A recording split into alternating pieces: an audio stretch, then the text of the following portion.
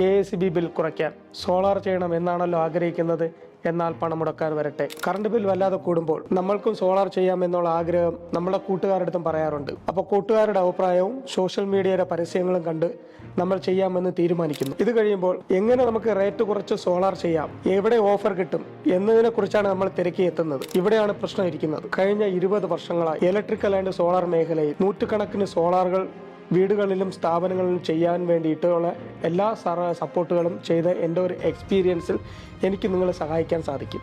നിങ്ങളുടെ വീടിന് അനുയോജ്യമായ പ്രൊഡക്റ്റ് എന്താണെന്ന് വിദഗ്ധരുമായി സംസാരിച്ച് ഏത് കമ്പനിക്കാണ് നമ്മൾ വർക്ക് കൊടുക്കുന്നത്, ആ കമ്പനി ചെയ്തിട്ടുള്ള വർക്കിന്റെ ക്വാളിറ്റി എങ്ങനെയാണെന്ന് അവരുടെ വീടുകളിൽ ചെന്ന് ചോദിക്കുകയും നോക്കുകയും അതിനുശേഷം അവരുടെ സർവീസ് എങ്ങനെയുണ്ട്, അവർ നല്ല രീതിക്ക് ഇടപഴകുന്നുണ്ടോ എന്നുള്ളതും നമ്മൾ ശ്രദ്ധിക്കേണ്ട കാര്യങ്ങളാണ്. പ്രത്യേകിച്ച് അവർ നല്ല സർവീസ് തരുന്നുണ്ടോ എന്നുള്ളത് നമ്മൾ ശ്രദ്ധിക്കേണ്ട ഒരു കാര്യമാണ്. നമ്മൾ സോളാർ ഇൻസ്റ്റാൾ ചെയ്യുമ്പോൾ റേറ്റ് കുറഞ്ഞ പ്രൊഡക്റ്റുകൾ വെക്കുമ്പോൾ അത് ചിലപ്പോൾ കംപ്ലൈൻ്റ് ആയിരിക്കാം. അത് നമ്മൾ സാധാരണക്കാർക്ക് വീട്ടുകാർക്കൊന്നും ഇത് ശ്രദ്ധിക്കാൻ പറ്റത്തില്ല, അവർക്ക് അതിനെക്കുറിച്ച് അറിയില്ല. അപ്പോൾ ഇത് കറക്റ്റ് മോണിറ്റർ ചെയ്യുന്ന കമ്പനിയാണോ എന്നുള്ളത് നമ്മൾ ശ്രദ്ധിക്കേണ്ട ഒരു കാര്യമാണ്. ഇതുപോലത്തെ കാര്യങ്ങൾ നമ്മൾ ശ്രദ്ധിച്ചില്ലെങ്കിൽ പ്ലാന്റ് ഓഫായി കിടക്കും. ഇലക്ട്രിസിറ്റി ബില്ല് വരുമ്പോഴാണ് നമ്മൾ അറിയുന്നത് സോളാർ വർക്കാകുന്നില്ല എന്ന്.